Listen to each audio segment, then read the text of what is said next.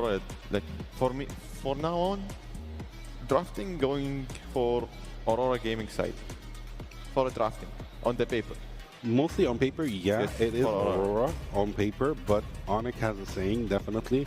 During the game, you yeah. don't know what will happen. Mid to late game is for Onic, early might go for Aurora this time. They need to avoid Onic. They need to avoid early fights, and they are good to go. Okay, ladies and gentlemen, the tension is real. This is match point in the grand finals.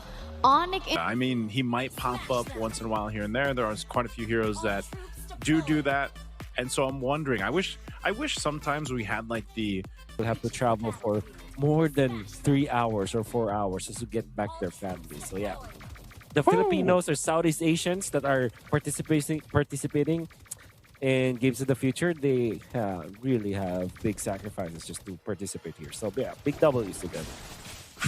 big W's. Let's jump into the game. Game 3 here.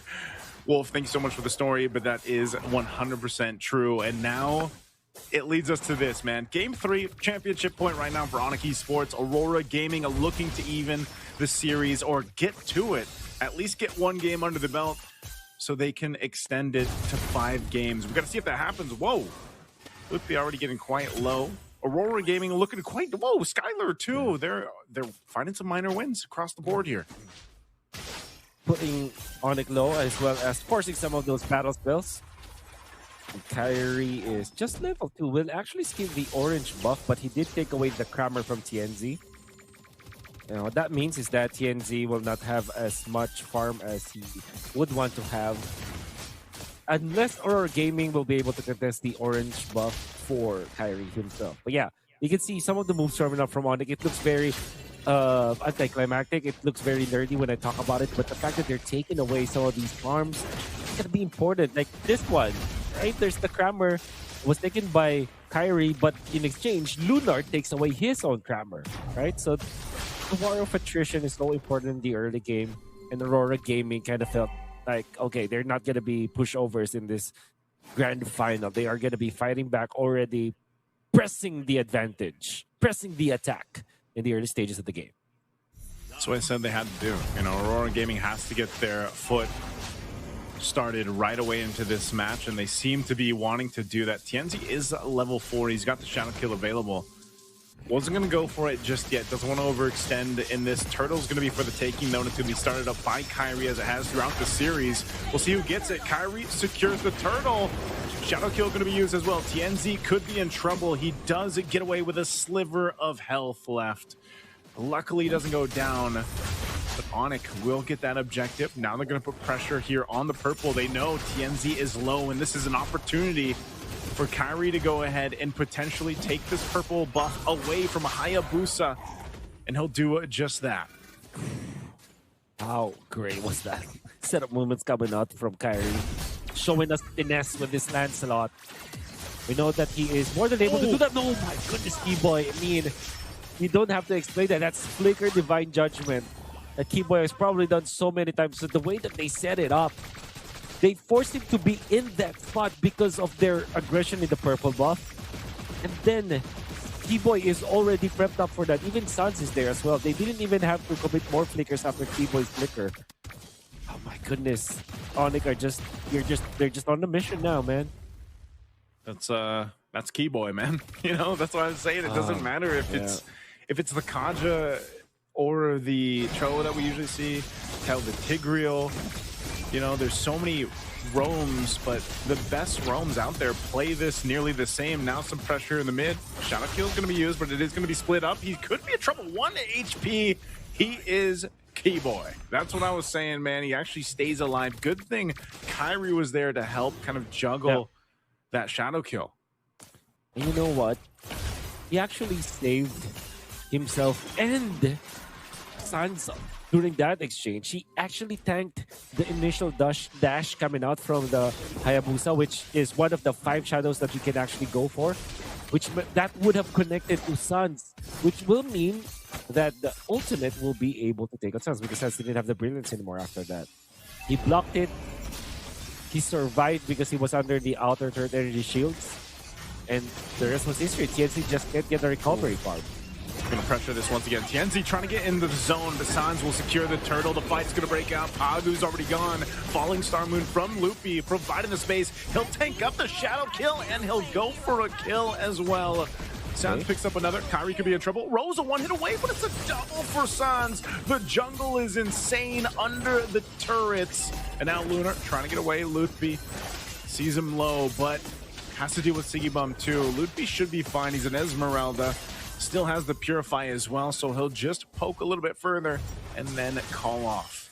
Kiboy again going for the Divine Judgment. Eventually was taken out, but Onic have taken much better trades afterwards. They have taken out TNT for the second time.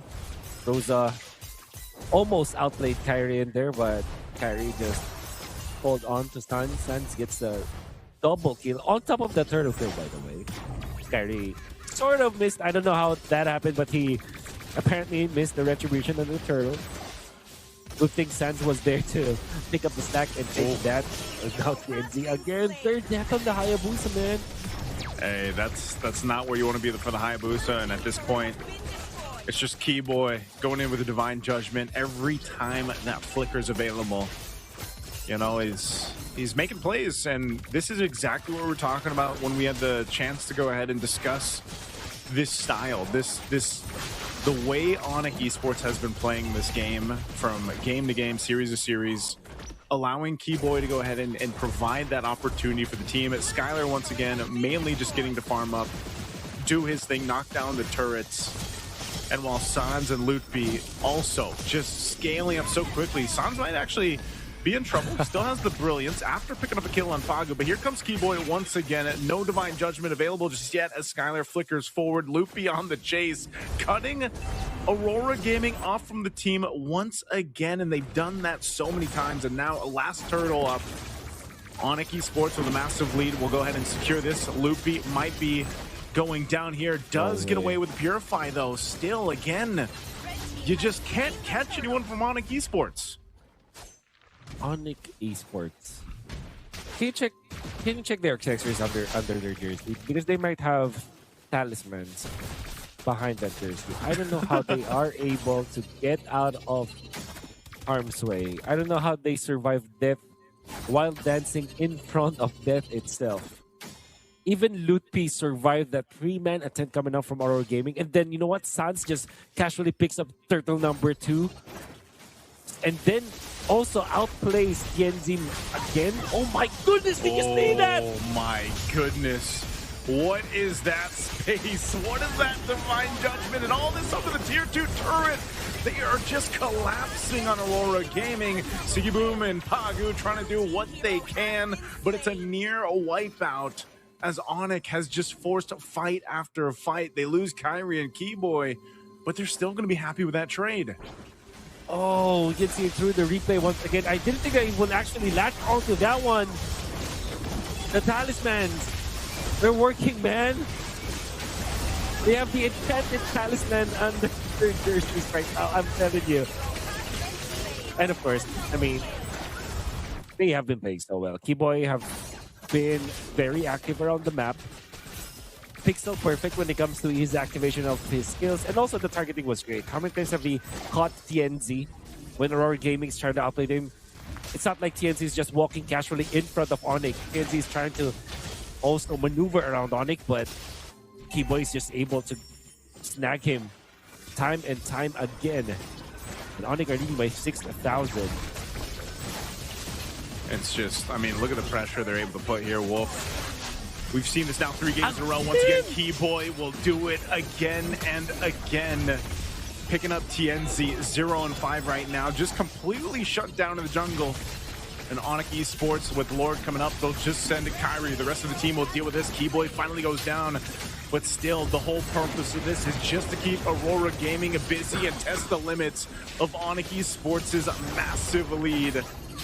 Lunar just jumping forward with Connoring and Forno, and there's nothing they can do. A turtle, or Lord is already going to be nearly secured here as Kyrie gets that, and the tier 2 turret falls down bot. It's one thing to say that you're lucky. It's one thing to say that you're so good at the game. Kiboy is just showing us how it's done when it comes to like pick off heroes. Game 1 with the Kalea always on point, catching the important members of Aurora Gaming, the core members. Game 2, same with the Cho. Actually won it for the team. And now, 8 assists with this Kaja, catching TNZ time and time again. 0-5 for this Hayabusa. And it's not because of him playing badly. It's just because Keyboy is always able to find him. Holy shields are still going to be here. Look at this Lutfi jumping in time and time again. We've seen Lutfi do the same thing. Doesn't matter what hero is he playing. He'll go 1v3, 1v4. Holy defense finally going to pop in the bottom. Top nearly there as the tier 2 in the mid falls. Onic once again knocking on the base of Aurora Gaming just the same way. They have 3 games in a row at this point. What can Aurora Gaming do but watch as their base is pushed in? They need something to happen here. They'll clear out the waves the best they can, but some of the damage has been done. Holy defense is down. And that's just 10 minutes into the game. That's also golding for Onic. Don't have the holy shields anymore. Keyboy does have the flicker now. And he's just threatening. He's threatening. He's ready, dude. Oh, let's see if he does it. Once again, he's going to go forward. He's actually quite low. Keyboy buying some time. He finally dies. But Lunar's in exchange. Pagu to follow. Onic on the jump. Shadow kill already going to be used. They're going for Loopy. Loopy just gets enough shield to survive. Brilliant's going to be used. They're going to get the flicker out from Sans, but it's all part of the plan as Kyrie will clean up the kill. Sans is nearly unkillable, man. He hasn't died yet. From series to series, he's been so low on the deaths. He's done such a good job at just surviving at the last moment. Yeah. What a bait and switch coming out from Sans as well as Kyrie. Went through the wall. You really would bite that if you're Aurora Gaming, and because of that they were punished. The pressure is up for Onic. They're not letting go of their foothold into the base of Aurora Gaming. 11 minutes, they are already leading by 11,000 gold. That's 1,000 gold lead per minute. Think about it. Yeah. They're not stopping Lutfi. Keyboy. Oh, again, there it is again. Divine Judgment right on target. It doesn't matter if you counter Inferno or not. Lunar is gone and deleted. Skylar once again showing this shredding here on the carry. But again, that's one of the things. It's just very intense for Onic to go ahead and scale up this way. You know, game after game. 3 games in a row now. It's literally been the story here as Aurora Gaming just kind of seeing what they can do, but there's never been a time for them to breathe. You know, if you think back all the way from game 1, Wolf, it's been this has been the case. This is some of the cleanest that we've seen Onic Esports play in international events, and I don't know where that weak point is going to be for them here, or where that hope, that light is going to be for Aurora Gaming to turn this around. Yeah. Not to say that it's not possible. We've seen games flip around before, even with 10,000 leads. Yeah, that's right. But it usually takes a certain type of blunder or mistake from the team leading right here. And so far, Onic Esports has not showed much of that potential to make those blunders. Yeah.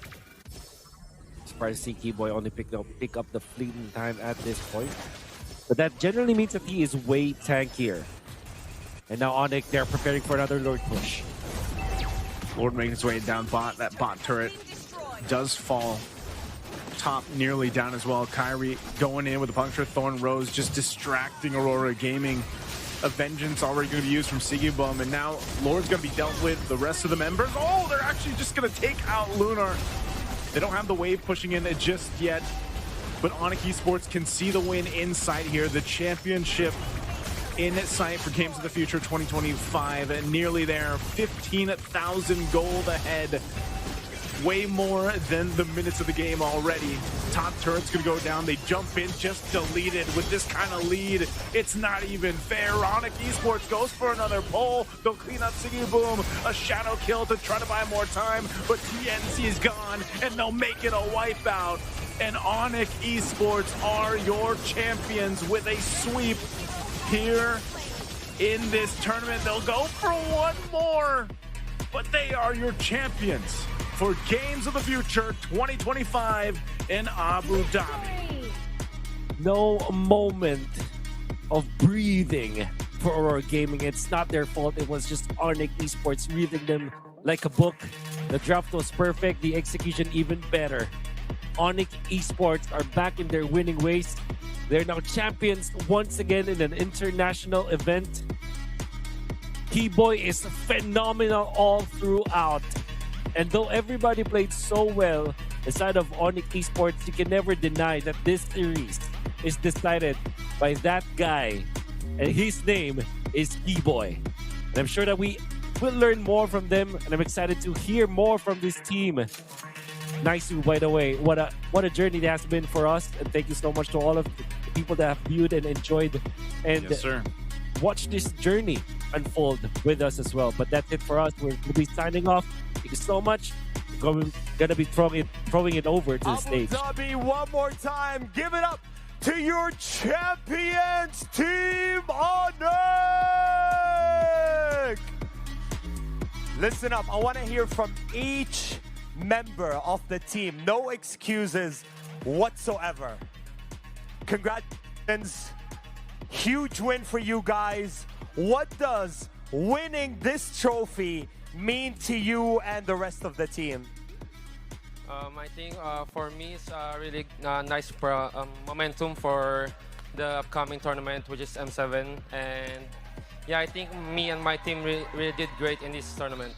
Amazing. Before you guys came into Abu Dhabi, did you expect to win? Like, did you guys knew that you were going to win this tournament? I think so. Amazing. All right, listen up, guys. Champions of the MLBB tournament right here in Abu Dhabi at the Games of the Future. This is it. This is the moment you guys have been waiting for. You're just about to lift this trophy right in front of you guys. Are you guys ready? Are we ready, Abu Dhabi? All right, on my count, here we go. Team Onic, 5, 4, 3, 2, 1. Once again, champions of the MLBB tournament, Abu Dhabi.